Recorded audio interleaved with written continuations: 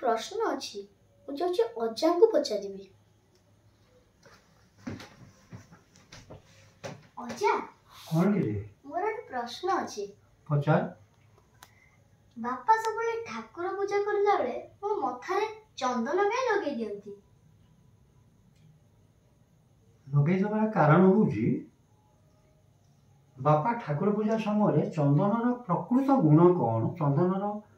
लगेबार कारण कौन से विषय से अवगत अच्छा से तो मुंडरे गोटे चंदन टीपा लगे दौरान चंदन लगेबार प्रथम कारण है आप्त वाक्य गोटे अच्छी चंदन परमं पुण्यम पवित्रम पापनाशनम आपदा हरति नित्यम लक्ष्मी बसती सर्वदा यार अर्थ है चंदन टिके लगे मुंडरे हुए कौन पुण्य लाभ हुए अर्थात धर्म हुए चंदनम परमं पुण्यम पवित्रम चंदन गोटे पवित्र जिनस पापनाशनम आमे सत मिछ केतबेले कौन कहते आमर पाप हो से सब पाप चंदन लगेवा फल दूरीभूत हो जाए आपदा हरती नित्यम आमर जो विपद आसे आमे मुंडरे चंदन थिला बेले से विपदटा पूर्ण मात्रा आमको प्राप्त हुए से विपद किसी अंश नष्ट भी हो जाए चंदन लगेवा द्वारा आ लक्ष्मी बसंती सर्वदा सबु समय रे आमे चंदन लगेवा द्वारा लक्ष्मी युक्त होता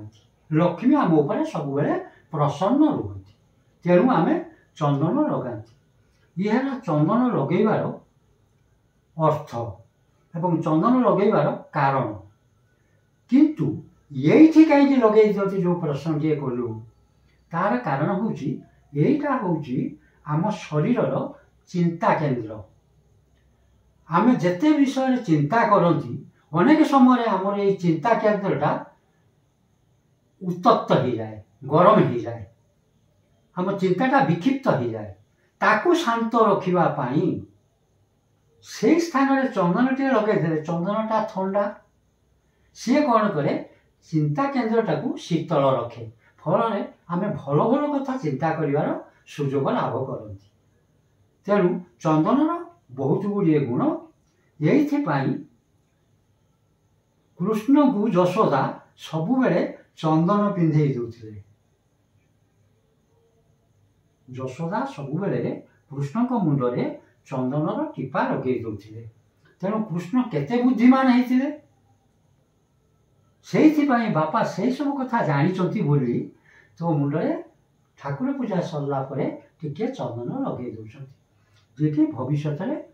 तोर मंगल हम एवं तू भल भाव तो चिंताधाराटा विक्षिप्त न होकरी शार्प हम अर्थात तीक्ष्ण चिंताधारा तोर सृष्टि हम बुझिलु ना आउ किछि बुझिबु ठीक अच्छे तो बुझी पारलु तो।